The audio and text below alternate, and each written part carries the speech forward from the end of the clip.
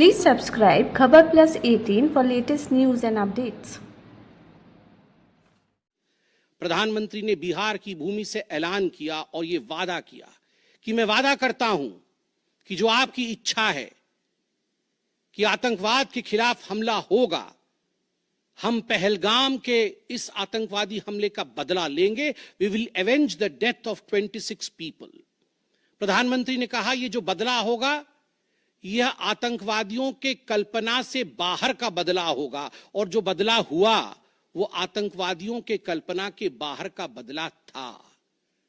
प्रधानमंत्री जी ने कहा कि हम घुस के मारेंगे और मिट्टी में मिलाएंगे आतंकवादी के ठिकानों को, और आतंकवादियों के ठिकानों को प्रधानमंत्री नरेंद्र मोदी जी के निर्णय ने और हमारे सेना के अदम्य साहस ने मिट्टी में मिलाने का काम किया।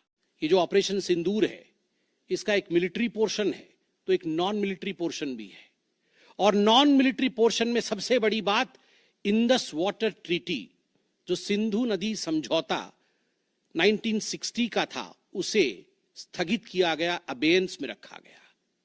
आप सभी जानते हैं लगभग 90% पाकिस्तान जो है इसी पानी पर निर्भर करता है। लगभग 80% उनका जो कृषि है इस पानी पर निर्भर करता है।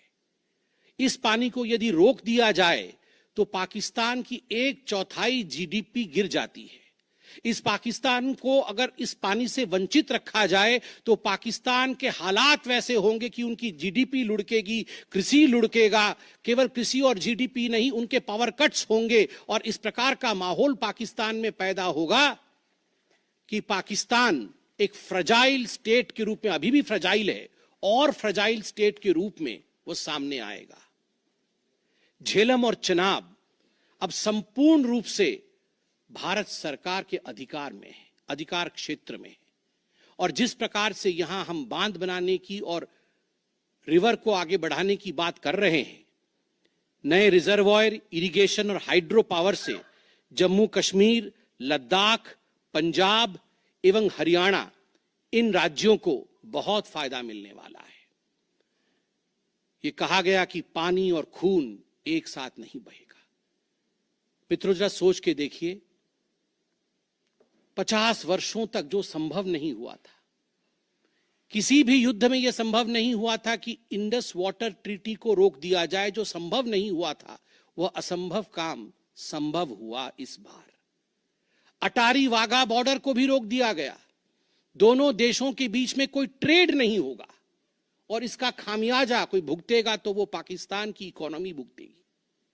इसके साथ ही जिन लोगों के पास पाकिस्तान का वीजा था और वो हिंदुस्तान में, पाकिस्तान के नागरिक जो हिंदुस्तान के वीजा के साथ भारतवर्ष में रह रहे थे, उन सब को बाहर निकाला गया।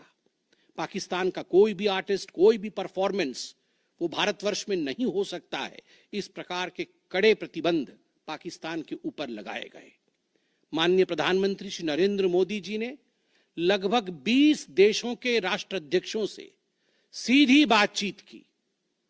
How to isolate Pakistan, how to fight against terrorism, और सबसे बड़ी बात है तमाम देशों ने भारत का समर्थन किया। सब्सक्राइब करें खबर प्लस 18 को और प्रेस करें इस बेल को। खबरों के लिए बने रहें।